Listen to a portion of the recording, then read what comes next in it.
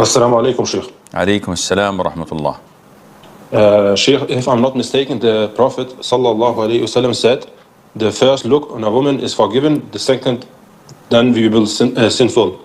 And sometimes, for example, I live in Germany, when I'm work, most of the women, if not 90% of the women, are not hijabis.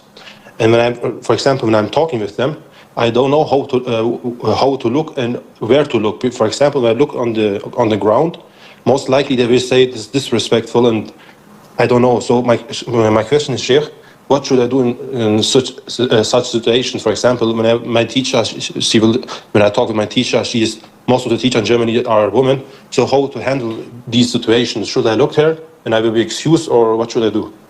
First of all, the hadith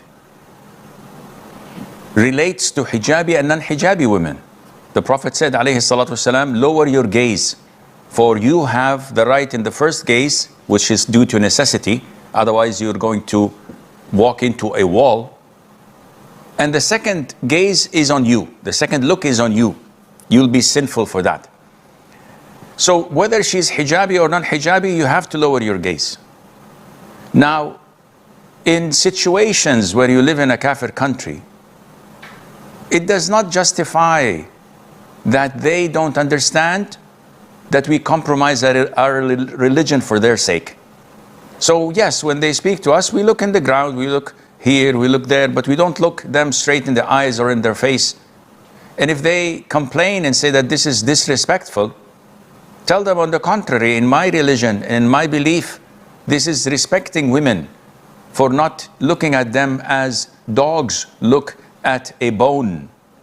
So we respect women by lowering our gaze and giving them their respect, rather than those who look them from up till down and taking their measurements and maybe enjoying what they see. They don't respect women. Al-Maliki followers, when you go to Morocco, Algiers, maybe some places in Nigeria or whatever, what they call sadl. They don't put their right hand over the left on the chest. They leave their hands to their sides. So what's the point of that? Some scholars say that the followers of Imam Malik started doing this when he started praying like that.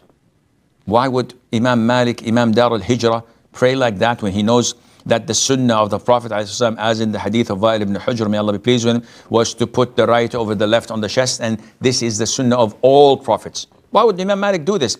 The reason was that at some time or period of history, there was a disagreement between the Muslim ruler and Imam Malik, which happens throughout history with all scholars.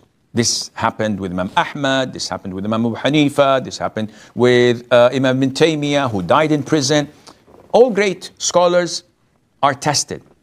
And usually, if they don't kiss the backside or they don't polish shoes, they will be thrown in jail. This is the norm.